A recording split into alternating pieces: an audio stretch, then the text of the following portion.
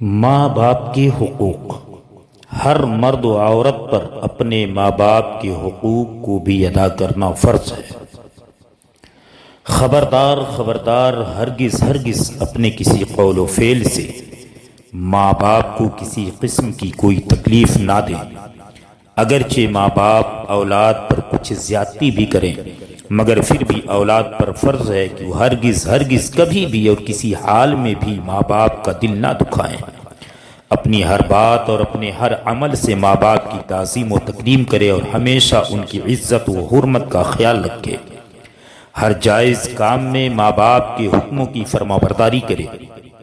اگر ماں باپ کو کوئی بھی حاجت ہو تو جان و مال سے ان کی خدمت کرے۔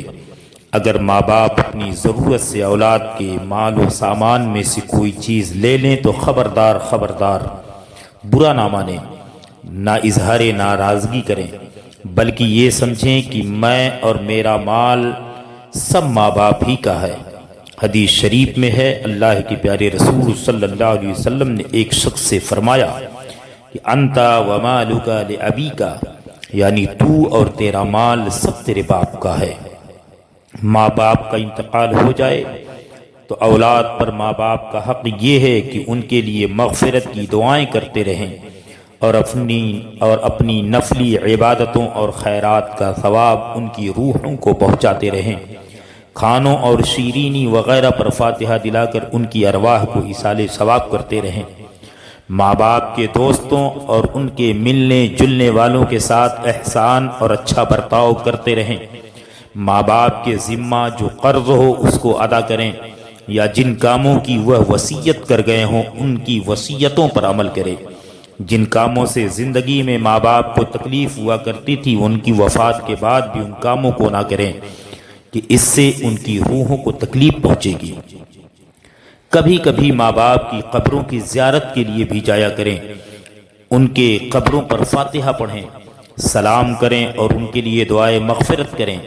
اس سے ماں باپ کی ارواح کو خوشی ہوگی اور فاتحہ کا ثواب فرشتے نور کی تھالیوں میں رکھ کر ان کے سامنے پیش کریں گے، اور ماں باپ خوش ہو کر اپنے بیٹے بیٹیوں کو دعائیں دیں گے۔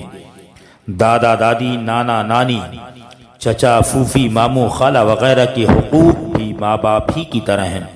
یوں ہی بڑے بھائی کا حق بھی باپ ہی جیسا ہے، چنانچہ حدیث شریف میں ہے،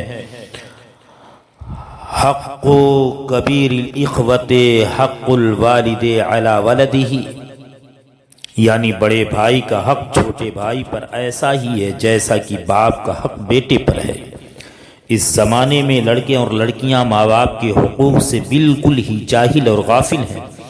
ان کی تعظیم و تکریم اور فرما برداری و خدمت گزاری سے منہ موڑے ہوئے ہیں، بلکہ کچھ تو اتنے بڑے بدبخت اور نالائق ہیں کہ ماں باپ کو اپنے قول و فعل سے اذیت اور تکلیف دیتے ہیں، اور اس طرح گناہ کبیرہ میں مبتلا ہو کر قہر قہار و غضب جبار میں گرفتار اور عذاب جہنم کے حقدار بن رہے ہیں۔